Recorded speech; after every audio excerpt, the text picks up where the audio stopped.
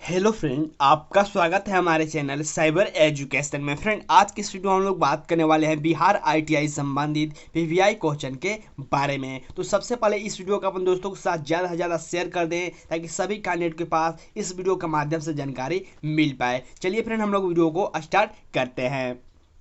तो फ्रेंड, यहाँ से देख सकते हैं मैंने इस क्वेश्चन के पीडीएफ को ओपन कर रखा है। अगर आप इस क्वेश्चन का पीडीएफ चाहते हैं तो वीडियो के डिस्क्रिप्शन में आपको व्हाट्सअप ग्रुप का लिंक मिल जाएगा या फिर टेलीग्राम ग्रुप का लिंक मिल जाएगा। जो भी आप एप्लीकेशन यूज करते हैं उसको इंस्टॉल करके आप उसको ज्वाइन कर लें। कोई भी आपको वहाँ पर चार्ज देने की जरूरत नहीं है, बिल्कुल आप इसका पीडीएफ फ्री में पा सकते हैं। यहाँ से देखिए फ्रेंड, पहला क्वेश्चन मेंशन किया गया है सोयाबीन में प्रोटीन का प्रतिशत होता है। यानी कि यहाँ से आपको बताना है कि सोयाबीन में आपको प्रोटीन का प्रतिशत कितना होता है। तो जो आपको सोयाबीन में प्रोटीन का प्रतिशत होता है वो होता है आपको 42%। यानी कि यहाँ से ए ऑप्शन बिल्कुल राइट आंसर हो जाएंगे इस क्वेश्चन के। अब देखिए फ्रेंड, इस क्वेश्चन से आप बहुत इंपॉर्टेंट फैक्ट को याद कर सकते हैं। जैसे कि सबसे पहले आपको ये याद रखना होगा कि जो आपका सोयाबीन है, कभी कभी इसका आपको वैज्ञानिक नाम पूछ लिया जाता है कि सोयाबीन का वैज्ञानिक नाम क्या है। तो सोयाबीन का वैज्ञानिक नाम ग्लाइसिन मैक्स है। ठीक है, क्या नाम है? गैलेक्सिन मैक्स। ये बिल्कुल आप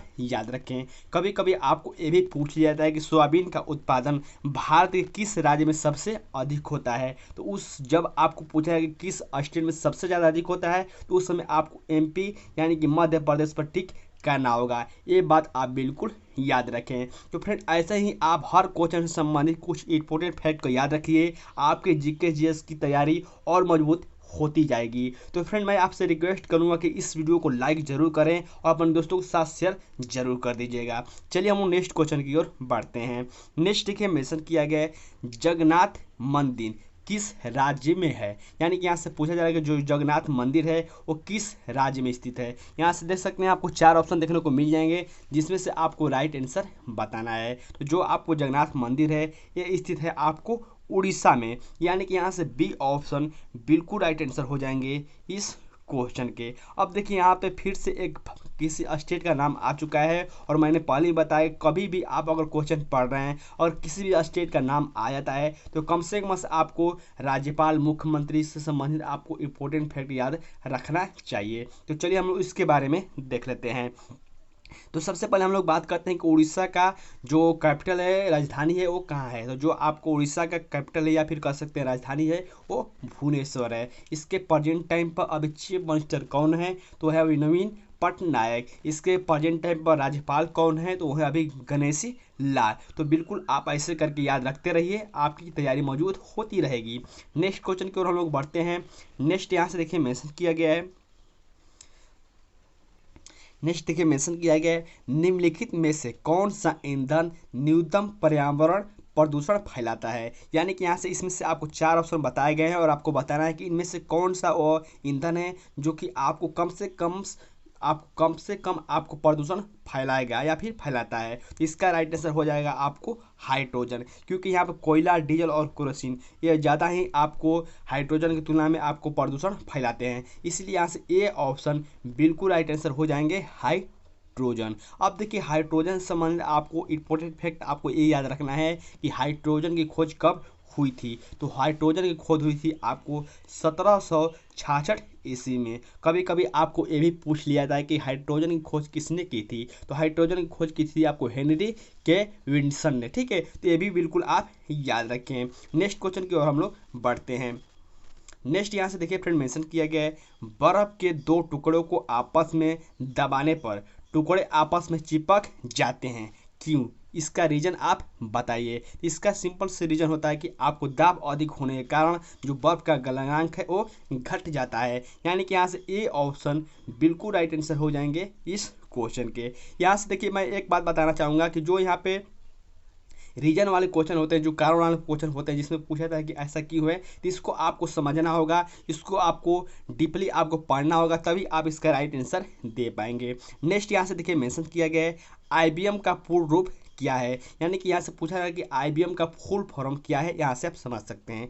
तो जो आपका आईबीएम का फुल फॉर्म है वो आपको है इंटरनेशनल बिजनेस मशीन। यानी कि यहाँ से सी ऑप्शन, यहाँ पे देखिए दोनों में बी हो गया लेकिन यहाँ पे सी ऑप्शन बिल्कुल राइट आंसर हो जाएंगे इस क्वेश्चन के। चलिए हम लोग अगले क्वेश्चन की ओर बढ़ते हैं। नेक्स्ट यहाँ से देखिए मेंशन किया गया है, प्रसिद्ध तेज धावक हुसैन बोल्ट किस देश से संबंधित है। तो हुसैन बोल्ट बहुत ही फेमस धावक है, बहुत ही तेजी के साथ दौड़ते हैं। यही पूछा जा रहा है कि ये किस देश से संबंधित है। ये संबंधित है आपको जमैका से। जो कि आप क्रिकेट देखते होंगे तो उसमें आपको जमैका और वेस्ट इंडीज आपको मिलकर एक अपने कंट्री के लिए खेलते हैं, अपने एक मुल्क के लिए खेलते हैं। यानी कि यहाँ से ए ऑप्शन बिल्कुल राइट आंसर हो जाएंगे इस क्वेश्चन के। नेक्स्ट क्वेश्चन की ओर हम लोग बढ़ते हैं। नेक्स्ट यहाँ से देखिए फ्रेंड मेंशन किया गया है, टेस्ट क्रिकेट में 6 गेंद का ओवर कब से प्रारंभ हुआ। ये क्वेश्चन बहुत इंपॉर्टेंट है और बहुत सारे एग्जाम में इस क्वेश्चन को पूछा भी जा चुका है। तो जो आपको टेस्ट क्रिकेट में 6 गेंद का ओवर होता है, ये प्रारंभ हुआ था आपको 1900 ईस्वी से। यानी कि यहाँ से बी ऑप्शन बिल्कुल राइट आंसर हो जाएंगे इस क्वेश्चन के। कभी कभी आपको ये भी पूछ लिया जाए कि जो प्रथम बार भारत है विश्व का वर्ल्ड कप कब जीता था, तो वो जीता था आपको 1983 ईस्वी में। तो ये भी आप बिल्कुल याद रखें।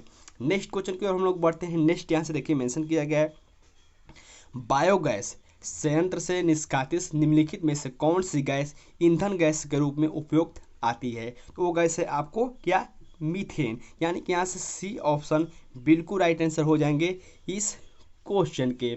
इसका आपको इस क्वेश्चन संबंधी आपको एक पॉइंट यहाँ से याद रख सकते हैं कि जो आपका मीथेन का आणविक सूत्र होता है या फिर रासायनिक सूत्र होता है, वो होता है आपको CH4। ठीक है, यहाँ से आप बता सकते हैं कि CH4 इसका आणविक सूत्र होता है या फिर इसका आप रासायनिक सूत्र कर सकते हैं। यहाँ से आप एक बात और याद रख सकते हैं, कभी कभी आपको पूछ लेता है कि आपको 4 ऑप्शन दे देगा और पूछ जाएगा कि इसमें से कौन सा गैस है जो कि आपको रंगहीन और गंधहीन होता है। तो उस समय भी आपको मीथेन पर टिक करना होगा। ये बात आप बिल्कुल याद रखें। नेक्स्ट क्वेश्चन को हम लोग बढ़ते हैं। नेक्स्ट यहाँ से देखिए मेंशन किया गया है, पाकिस्तान के संदर्भ में ISI क्या है।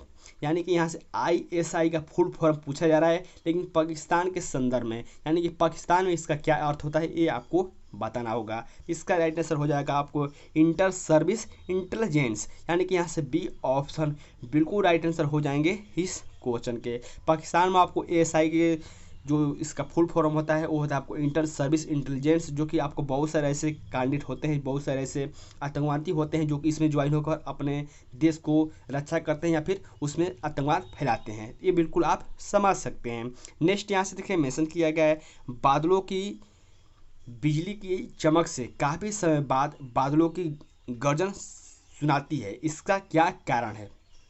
फिर से देखिए आपको कारण वाले क्वेश्चन आ चुके हैं और मैंने आपको पहले भी बताया था कि जब भी आपको कारण वाला क्वेश्चन आए तो सबसे पहले आपको उसको डीपली समझना होगा। तो इसका यहाँ पर देखिए आपको किसका राइट आंसर क्या होगा। तो यहाँ पर देखिए मेंशन किया है कि आपको यहाँ से मैं आपको देखिए मैंने इस वीडियो को पॉज इसलिए किया है क्योंकि यहाँ पे देखिए टाइप करने में थोड़ा गलती हो गया। यहाँ पे जो आपको यहाँ पर आकाश लिखा हुआ है यहाँ पे प्रकाश रहेगा। ठीक है, और प्रकाश लिखने के बाद यानी कि यहाँ से प्रकाश की चाल ध्वनि में चाल में बहुत अधिक होता है, इसका राइट आंसर ए हो जाएगा। लेकिन यहाँ पे आकाश लिखा गया है तो बिल्कुल आप इसको मिस्टेक ना करें, इसको प्रकाश से पढ़ें। मैं आपको जब PDF प्रोवाइड कराऊंगा तो वहाँ से आपको प्रकाश ही लिखा देखने को मिल जाएगा। तो ये बात आप बिल्कुल याद रखें। नेक्स्ट देखिए मेंशन किया गया है, निम्नलिखित में से, ठीक है चलिए मैं इसको करता हूँ, निम्नलिखित में से कौन सा एक अंतर्राष्ट्रीय अवकाश नहीं है। यानी कि यहाँ पे देखिए 4 आपको डेट बताए गए हैं और आपको पूछा रहा है कि इसमें से कौन सा ऐसा डेट है, ऐसा दिन है जिसको आपको राष्ट्रीय अवकाश यानी कि राष्ट्रीय छुट्टी के रूप में नहीं मनाया जाता है। इसको आप आसानी से ऑप्शन के अनुसार ही पकड़ सकते हैं। जैसे कि 2 अक्टूबर को आपको महात्मा गांधी जयंती मनाया जाता है, 15 अगस्त को स्वतंत्रता दिवस और 26 जनवरी को गणतंत्र दिवस। लेकिन 25 दिसंबर को कोई भी ऐसा राष्ट्रीय अवकाश नहीं मनाया जाता है। इसलिए आपको यहाँ से डी ऑप्शन बिल्कुल राइट आंसर हो जाएंगे। नेक्स्ट देखिए मेंशन किया गया है, दादा साहब फाल्के पुरस्कार प्रदान किया जाता है। यानी कि यहाँ से पूछा जा रहा है कि दादा साहब फाल्के पुरस्कार प्रदान किया जाता है, ये किसके द्वारा प्रदान किया जाता है यही आपको बताना है। तो जो आपको दादा साहब फाल्के पुरस्कार है ये आपको सिनेमा के क्षेत्र में बहुत ही बड़ा पुरस्कार है और जो यह पुरस्कार है आपको सूचना एवं प्रसारण मंत्रालय भारत सरकार द्वारा दिया जाता है। यानी कि यहाँ से बी ऑप्शन बिल्कुल राइट आंसर हो जाएंगे इस क्वेश्चन के। अब देखिए इस क्वेश्चन से आप एक बात या और याद रख सकते हैं कि जो आपको प्रथम बार दिया गया था दादा साहब फाल्के पुरस्कार, ये किससे दिया गया था। ये दिया गया था आपको देविका रानी को, ये बिल्कुल आप याद रखें। ठीक है, चलिए हम लोग अगले क्वेश्चन की ओर बढ़ते हैं। नेक्स्ट यहाँ से देखिए मेंशन किया गया है, भारतवर्ष के लिए इंडिया शब्द का प्रयोग सर्वप्रथम किसने किया था? तो भारतवर्ष के लिए इंडिया शब्द का सर्वप्रथम प्रयोग किया था आपको हेरोडोटस ने, यानी कि यहाँ से ए ऑप्शन बिल्कुल राइट आंसर हो जाएंगे इस क्वेश्चन के। नेक्स्ट यहाँ से देखिए मेंशन किया गया है, one life is not enough शीर्षक के प्रकाशित पुस्तक के लेखक कौन है? यानी कि यहाँ से एक बुक है जो कि आपको one life is not enough यानी कि एक जिंदगी काफ़ी नहीं है, इसके शीर्षक कौन है, इसके लेखक कौन है? तो इसके लेखक आपको हैं नटवर सिंह, यानी कि यहाँ से बी ऑप्शन बिल्कुल राइट आंसर हो जाएंगे इस क्वेश्चन के। फ्रेंड, आपको एक ना एक बुक का प्रकाशित नाम या फिर आपको इम्पोर्टेंट नाम पूछा ही जाता है, तो बिल्कुल आप ऑथर का नाम, बुक का नाम बिल्कुल आप याद रखते रहिए, क्योंकि यहाँ पे एक क्वेश्चन आपको जरूर देखने को मिल जाएंगे बिहार ITI के एग्जाम में, ये बिल्कुल आप बात याद रखें। नेक्स्ट देखिए मेंशन किया गया है, बिहार में 1857 की क्रांति में नेता कुंवर सिंह का देहांत कब हुआ था? जो आपको बिहार में 1857 ईस्वी में क्रांति हुई थी, तो उस समय नेता कुंवर सिंह का जो आपको देहांत हुआ था वो किस डेट को हुआ था, यही आपको बताना है। तो इनका जो डेट हुआ था, निधन हुआ था, वो हुआ था आपको 9 मई 1858 में। ठीक है, तो यहाँ से देखिए 9 मई यहाँ पे दिखा नहीं क्या है, लेकिन यहाँ पे मैं आपको बता दूँ कि बहुत ही है यहाँ पे टाइपिंग में गलत किया गया है। हालांकि मैंने इस पर टाइपिंग नहीं किया था, मेरे एक असिस्टेंट है उन्होंने टाइप किया है। और यहाँ पे देखिए जो 15 मई है, यहाँ पर 15 मई नहीं रहेगा, यहाँ पे 9 मई और 1858 में, ठीक है, इनका मृत्यु हुआ था। तो ये बिल्कुल आप बात याद रखें। चलिए हम नेक्स्ट क्वेश्चन की ओर बढ़ते हैं। नेक्स्ट यहाँ से देखिए मेंशन किया गया है, भारतीय रिजर्व बैंक RBI का राष्ट्रीयकरण किस वर्ष हुआ था? तो ये आपको भारतीय रिजर्व बैंक का राष्ट्रीयकरण हुआ था आपको 1949 ईस्वी में, यानी कि यहाँ से डी ऑप्शन बिल्कुल राइट आंसर हो जाएंगे इस क्वेश्चन के।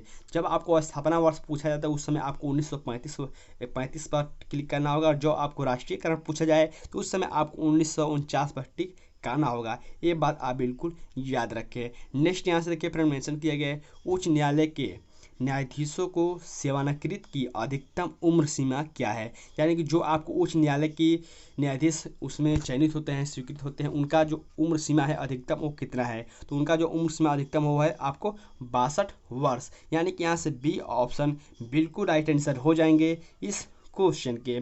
नेक्स्ट यहाँ से देखिए फ्रेंड मेंशन किया गया है, जब एक चल वस्तु की गति दोगुनी हो जाती है तो उसकी गति ऊर्जा हो गई, यानी कि जब भी आपको एक चल वस्तु की गति दोगुनी कर दी जाएगी तो उसकी गति ऊर्जा में क्या प्रभाव पड़ेगा? तो उसका गति ऊर्जा आपको चौगुनी हो जाएगी। यहाँ से बी ऑप्शन बिल्कुल राइट आंसर हो जाएंगे।